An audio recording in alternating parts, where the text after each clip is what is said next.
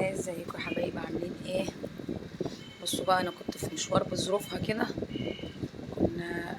احنا كنا في مشوار وعدينا من على الاهرامات.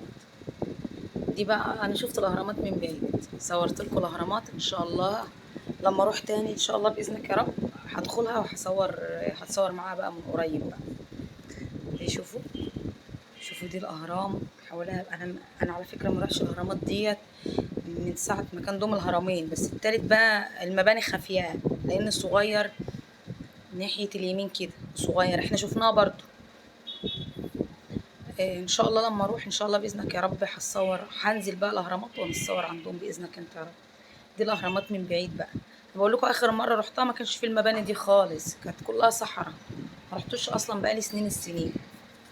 وان شاء الله هروح باذنك انت يا رب، انا نفسي اروح اصلا. وهروح ان شاء الله وناخد جوله هناك باذنك انت يا رب. احنا بقى هنبقى هناك ان شاء الله على طول، نبقى ناخد جوله كده ونهيص بقى. اهو شفتوا الهرمين دول اللي باينين الصغير.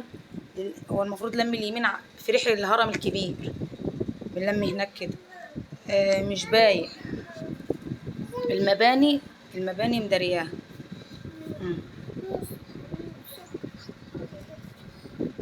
احنا بقى العربية كانت ماشية بس على السريع. اهو استنوا التالت ممكن يبان هنا. اهو التالت باين، بصوا مش عارفة اهو التالت بان اهو. انا عملت زوم عليه اهو.